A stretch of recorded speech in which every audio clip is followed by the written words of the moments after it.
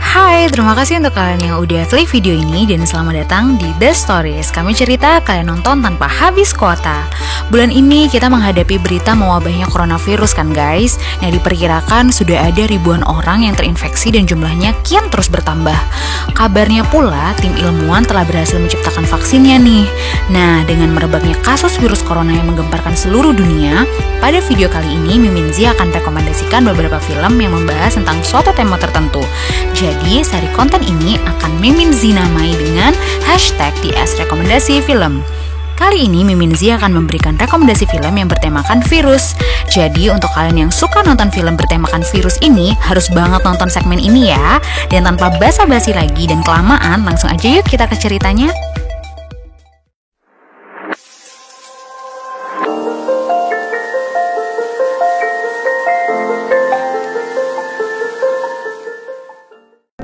Meski pemberitaan media terasa mencekam, sebenarnya ini bukan pertama kalinya ada kecemasan global mengenai suatu wabah.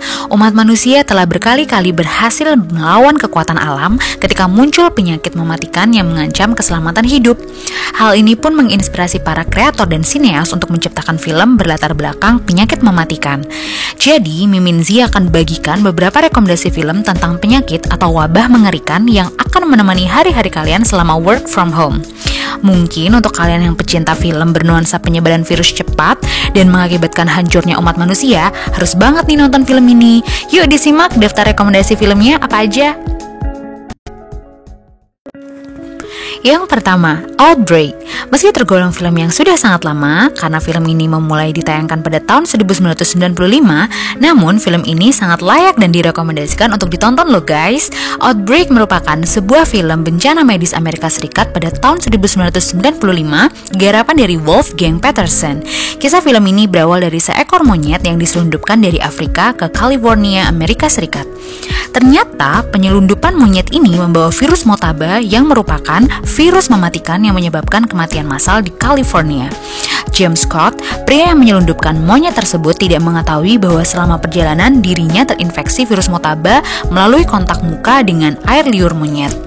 Meski monyet pembawa virus itu sudah dilepaskan, namun tidak menghambat penyebaran virus Motaba ini. Akhirnya virus Motaba pun menyebar cepat layaknya flu burung hingga Angkatan Amerika mengarantina California untuk menghentikan penyebaran virus.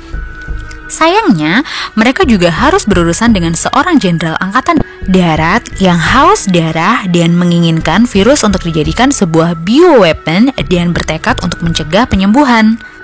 Selanjutnya, yang kedua, 28 Days Later. 28 Days Later adalah sebuah film horor pasca apokaliptik dari Inggris yang mulai ditayangkan pada tahun 2002. Kisah film 28 Days Later dimulai ketika sebuah virus yang sangat menular mulai menyebar di Inggris. Virus tersebut berhasil menyebar akibat sekelompok aktivis pembebasan hewan yang berusaha untuk membebaskan seorang simpanse yang terinfeksi virus di Cambridge. Alhasil, virus itu menyebar dengan cepat dan menyerang penduduk sekitar. Manusia yang telah terinfeksi dengan virus tersebut berubah menjadi zombie. Setelah 28 hari, wabah virus itu menyebar, seorang kurir bernama Jim terbangun dari koma di rumah sakit St. Thomas, London. Ketika itu, ia tidak menemukan siapapun di rumah sakit. Bahkan ketika keluar, ia menemukan London tampak sepi seolah tak berpenghuni, dan kondisi kota berantakan seperti baru saja dilanda bencana. Apakah virus yang telah tersebar tersebut bisa disembuhkan?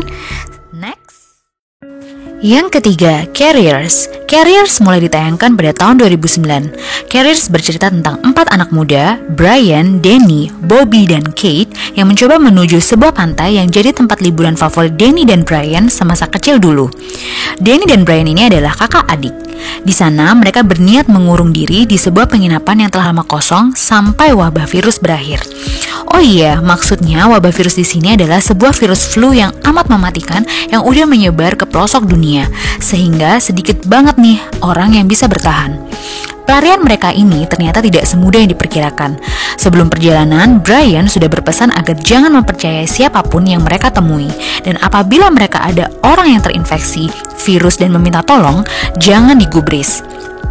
Karena terinfeksi berarti mati, tapi ternyata aturan itu tidak mudah dijalankan. Nurani mereka sebagai manusia tetap ada untuk menolong orang-orang yang mereka temui di sepanjang jalan. Jadi mereka harus bisa menyeimbangkan rasa iba, ego untuk bertahan hidup.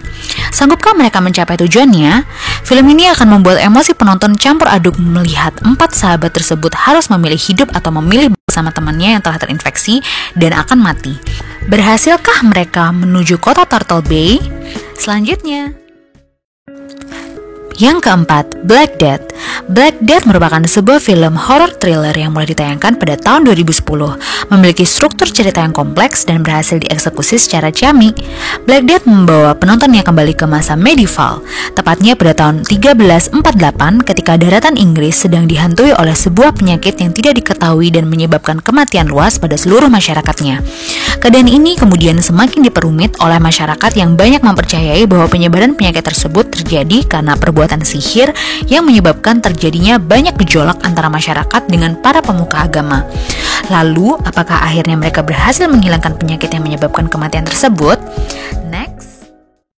Yang kelima, Containment yang ditayangkan pada tahun 2016. Berawal pada saat pagi hari di sebuah komplek apartemen, seorang bernama Mark mendapati keanehan karena seluruh pintu dan jendela yang terdapat di apartemennya terkunci dan tidak bisa dibuka. Selama dia berpikir apa yang telah menyebabkan hal itu, dia sadar bahwasanya hal yang sama telah terjadi pada semua penghuni komplek apartemen di mana ia tinggal. Mark semakin bertanya-tanya apa sebenarnya yang terjadi. Pada saat yang bersamaan, dindingnya dijebol oleh seseorang yang ternyata adalah tetangganya sendiri yang bernama Sergei dan adiknya Nico. Mereka pun bekerja sama mencari tetangga mereka yang lain dengan menjebol dari dinding ke dinding. Akhirnya 3 orang lain bergabung bersama mereka. Mereka akhirnya sadar bahwa mereka berada di situasi yang benar-benar tidak aman setelah segerombolan pasukan yang memakai sejenis jas dan warna jingga dan sebuah masker udara. Pasukan jingga ini membawa satu persatu penghuni apartemen dan membius mereka dengan paksa. Tidak sedikit penghuni apartemen yang hendak melarikan diri dan memberontak, namun salah satu lelaki berkulit hitam yang hendak melarikan diri tertembak oleh penembak misterius dari atas apartemen. Ketika keadaannya menjadi semakin tegang, siapakah pasukan jingga itu? Apakah mereka merupakan ancaman? Semoga dengan video di atas, kalian bisa mendapatkan rekomendasi yang sesuai dengan keinginan kalian. Mimin berpesan, selalu waspada dimanapun kalian berada. Pisahkan semua informasi yang positif dan fakta dari berita yang disiarkan. Dan tentu saja jangan panik ya. Thank you untuk semua yang udah nonton. Jangan lupa untuk klik subscribe-nya di bawah untuk kalian yang belum. Dan untuk kalian yang udah subscribe, terima kasih udah support channel ini. Jika kalian suka juga boleh minta like-nya. Jika mau konten seperti ini lagi, komen di bawah ya. Sampai jumpa di video rekomendasi film berikutnya. Bye-bye.